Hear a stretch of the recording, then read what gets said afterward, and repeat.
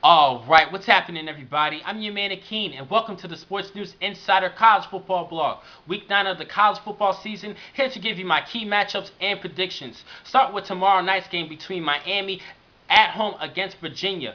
Both teams pulled off some upset wins over Georgia Tech back to back, but last week NC State ended up beating Virginia, and Miami looks like they're getting the ball rolling and working together as a team. So I'm gonna have to go with the Canes over the Cavaliers. Next, Michigan is at home at Ann Arbor to face the Purdue Boilermakers. The Boilermakers pulled off a good win over a decent Illini team last week, and they're looking to make an upset against Michigan. Now I'm gonna have to go with the Wolverines in this game. A couple of weeks ago, back in October 15th, they ended up losing at East Lansing to the Spartans, but I think they're going to bounce back from that loss. Denard Robinson should have a great game and show why he's one of the top players of the Big Ten Conference. So I'm going to have to go with the Wolverines over the Boilermakers. Next, a couple of Big 12 matchups, starting with Baylor at number 3 Oklahoma State. Both teams show some high-flying offensive passing games, but I'm going to have to go with Cowboys in this game because of their dimensional ground game with Jeremy Smith and Joseph Randall leading the way. Because of that ground attack better than the Baylor Bears, I'm going to have to go with Oklahoma State at home against Baylor. Also, Oklahoma is going to be traveling to Manhattan to face the Kansas State Wildcats. This game is going to show the character of both teams, the maturity for Oklahoma and the discipline and wisdom of Kansas State. For Oklahoma, they really need to bounce back from their upset loss last week at home to Texas Tech. They ended up losing 41-38. They had a bad defensive game, and they really need to show why they're one of the top defenses and becoming one of the top defenses in college football. For Kansas State, the key for this matchup is that on the offensive side, they need to control the time of possession and keep the ball off the hands of Landry Jones. Now, they are capable of doing that because they understand what they are working with. They can take what they can get. They can give you some tough yardage and control that clock. Now, on the defensive side, they just need to stay disciplined and stick to their assignments and understanding the personnel and the talent of the Oklahoma offense. And that will be the key for Kansas State. Now, I'm going to have to go with the Oklahoma Sooners in this game because of all the talent that they have, and their defense is a lot better than what we saw last week. So Boomer Sooner all the way. Next, Coach Paterno of the Nittany Lions. He's looking to become the winningest coach in FBS history, surpassing Eddie Robinson in wins, and the Penn State Nittany Lions is hosting the Fighting Illini. Illinois has been struggling for the past couple weeks. They have been going downhill, and Coach Paterno is looking to be that winningest coach in FBS history, and why not with the home win over the Illini. So I'm going to have to go with the Nittany Lions over Illinois. Next, Clemson is going to be at Georgia Tech. Now, this is an upset alert. I have mentioned before that Clemson is known for ruining their season and messing things up during the final stretch, but I think this is the year Clemson is going to win that ACC championship. They have so much talent, they have so much heart and great leadership with Taj Boyd. So I'm going to have to go with the Clemson Tigers over the Georgia Tech Yellow Jackets. Now, after this game, the only game that they really need to worry about is the ACC championship and maybe a BCS championship at the end of the season, but we will see.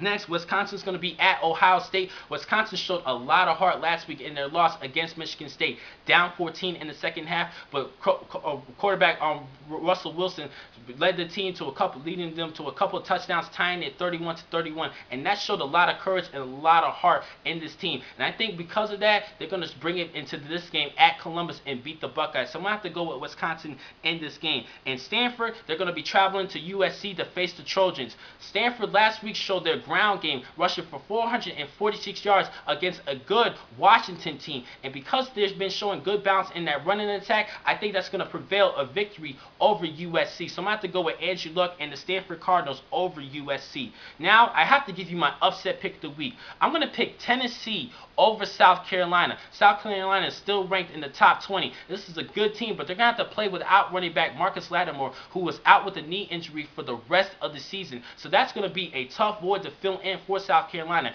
and they really needed Marcus Lattimore. He was their workhorse. So I'm going to have to go with Tennessee because of that. Also, Tennessee has been matching up pretty well against Alabama last week in the first half. They were tied up at the halftime, but Alabama ended up blowing them in the second half. If they play hard for in an entire game, they have the chance to beat the South Carolina Gamecocks. So I'm going to have to go with the Vols over South Carolina because of their matchup against Alabama last week and the loss of Marcus Lattimore. So I'm going to have to go with Tennessee.